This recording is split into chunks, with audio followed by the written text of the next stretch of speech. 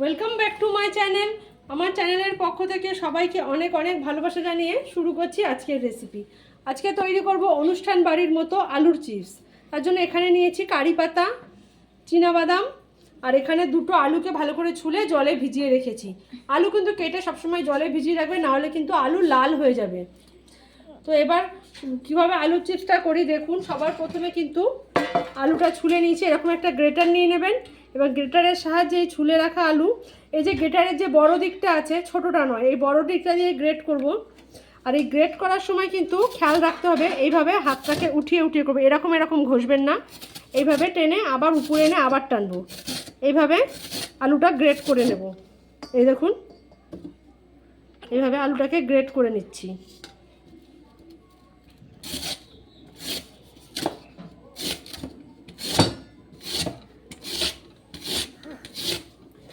আর এইভাবে গ্রেট করে নেব। আর এই আলুটা কিন্তু তুলে আমি সঙ্গে সঙ্গে জলে ফেলে দেব, নাহলে কিন্তু আলুর কালারটা চেঞ্জ হয়ে যাবে।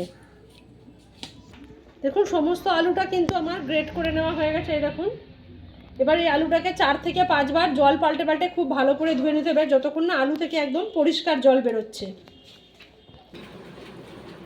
দেখুন, আমার সমস্ত আলুগুলো কিন্তু গ্রেট করে ধুয়ে পরিষ্কার করে এরকম একটা ঝুড়িতে জল ঝরাতে নিয়ে নিয়েছি। আর দেখুন, আলু থেকে যে জলটা বেরিয়েছে, জলটা কিন্তু একদম কাচের মতো পরিষ্কার। এত ভালো করে ধুতে হবে। আমি কিন্তু এখানে 6 বার ধুয়েছি। তো আপনারাও কিন্তু আলু থেকে যেন কোনো রকম ঘোলা জল না বেরোয়, খুব ভালোভাবে পরিষ্কার করে ধুয়ে নিতে হবে। এবার একটা পেপার পেতে নিচ্ছি। পেপারের উপরে আলুগুলোকে এইভাবে ছড়িয়ে দেবো, যাতে আলুর গায়ে যেটুকু জল লেগে আছে সেটুকুও টেনে যায়। আপনারা যদি পেপারে না দিতে চান, কোনো সাদা সুতির কাপড় থাকলে তার উপরেও এইভাবে ছড়িয়ে দিতে পারেন। আলুর গায়ে যেটুকু জল লেগে আছে সেই জলটুকু কিন্তু শুকিয়ে নেব। এখানে ওপরে পাখা চলছে, আর এইভাবে আলুটা পেপারের ওপর ছিটিয়ে দিয়েছি। দেখুন, আলুটা বিছিয়ে দেওয়ার পরে নিচের কাগজটা কিন্তু অনেকটাই ভিজে ভিজে গেছে। এবার ওপর থেকে আমি আরও একটা কাগজ দিয়ে ওপরের জলটা কিন্তু এইভাবে মুছে নেব। আর আপনাদের কাছে যদি সময় থাকে, বেশ কিছুক্ষণ পাখার হাওয়ায় রেখে দেবেন, তাহলেই জলটা সম্পূর্ণ শুকিয়ে যাবে। আর যদি তাড়া থাকে, তাহলে আমার মতন এইভাবে একটু খবরের কাগজ দিয়ে এভাবে জলটা মুছে নেবেন। আমি কাগজটাকে এভাবে রোল করে কিন্তু পেপারটা উল্টে নেব।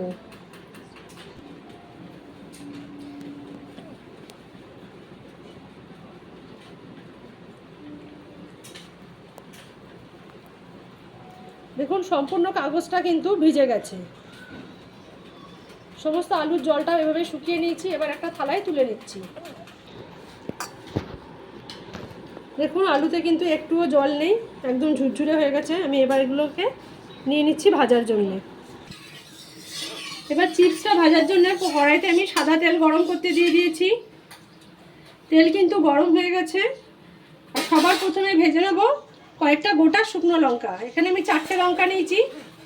প্রথমে লঙ্কা 4টে ভেজে নিচ্ছি। লঙ্কাটা ভাজা হয়ে গেছে, তুলে নিচ্ছি। এবার ভেজে নিচ্ছি কারি পাতা।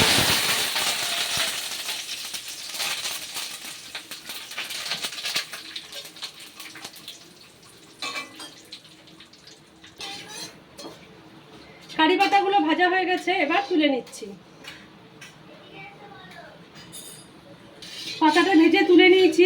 এবার ওই একই তেলে আমি বাদাম ভেজে নিচ্ছি।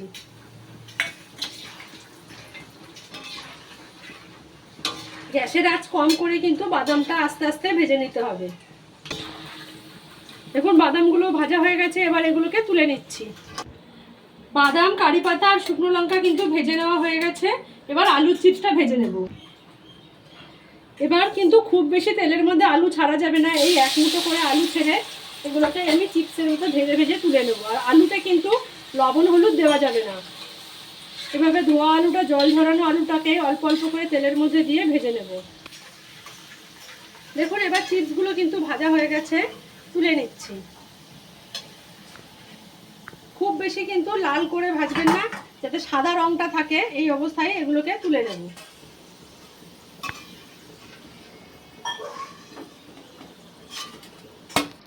এই একইভাবে কিন্তু আমি বাকি আলুগুলোকেও ভেজে নেব।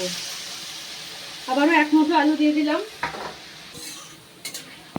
দেখুন, দ্বিতীয়বার আলুগুলোও কিন্তু আমার ভাজা হয়ে গেছে। এবার এগুলোকেও আমি তুলে নিচ্ছি।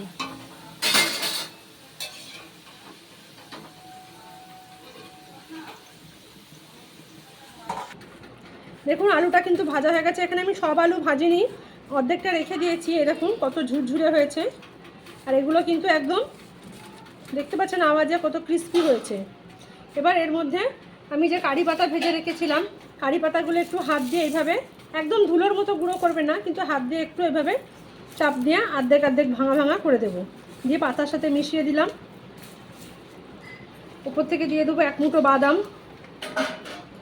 শুকনো লঙ্কা চাইলে আপনারা ভেঙে গুঁড়ো করে দিতে পারেন, না চাইলে গোটাও দিতে পারেন।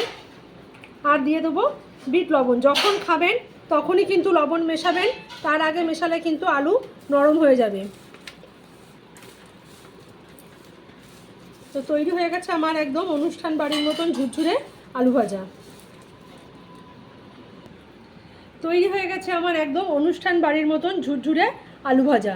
তো এইভাবে একবার আলুর চিপস বানিয়ে বাড়ির সকলকে পরিবেশন করুন। আর রেসিপিটি ভালো লাগলে প্লিজ চ্যানেলটা সাবস্ক্রাইব করুন, লাইক শেয়ার কমেন্ট করে পাশে থাকবে। সকলকে অনেক ধন্যবাদ।